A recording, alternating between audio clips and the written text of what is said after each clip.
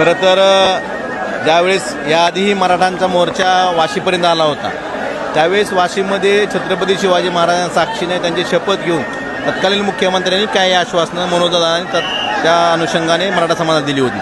त्या आश्वासनाची पूर्तता न होता कुठेतरी मराठा समाजाची फसवणूक झाली सरकारकडनं, सत्ताराकडनं, ही भावना मराठा समाजामध्ये निर्माण झाली.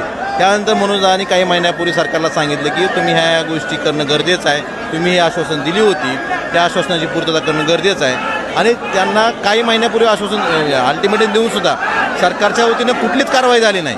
त्यामुळं नाईलाजानं मराठा समाज या ठिकाणी मोठ्या लाखोच्या संख्येने मुंबईत आलेला आहे आणि आपल्या न्याय मागण्यासाठी, म्हणजे आपली फसवणूक या सरकारने केलेली आहे, सरकारमध्ये असलेल्या लोकांनी केलेली आहे, शब्द फिरवलेले आहेत.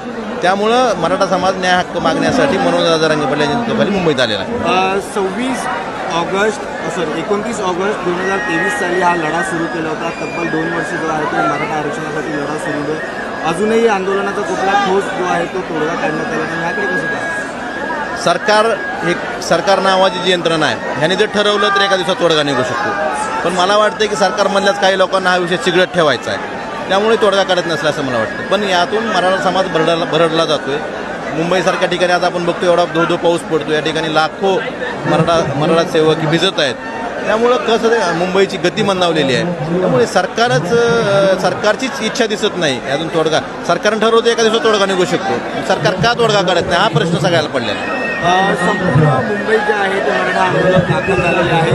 पुन्हा एकदा मनोज यांच्या शिष्टमंडळाकडून मुदतवाढीची जी आहे आंदोलन करण्यासाठी मुदत वाढवून देण्यात आली, पत्र दिलं. याकडे कसं पाहता? खरं तर हे आंदोलन आज ठरलेलं नाही किंवा अचानक ठरलेलं नाही. आधीच मनोजदांनी जाहीर केली होती. आणि या ठिकाणी आपण बघतो आझाद मैदानावर आपल्या संविधानाप्रमाणे प्रत्येकाला आंदोलन करण्याचा अधिकार आहे. महाराष्ट्रातल्या मराठी माणसाला, मराठा समाजाला मुंबईत तिथे 1 दिवसाची मुदत का दिली जाते? सरकारची भूमिका त्यात काय? सरकारच्या वतीनं न्यायालयात काय म्हणणं मांडलं गेलं?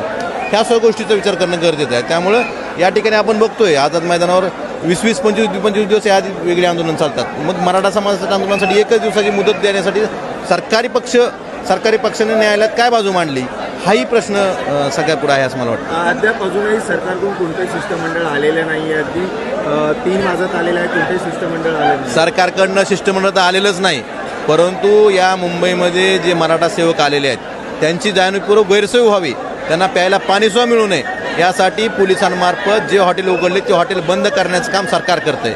त्यामुळं कुठेतरी आंदोलकामध्ये त्यांची गैरसोय व्हावी, त्यांनी निघून जावं, हा जर सरकार प्रयत्न करत असेल तर निश्चितच सरकारचं वागणं दुर्दैवी असं मला वाटतं. एकंदरीत पाहता संपूर्ण जी परिस्थिती आहे आणि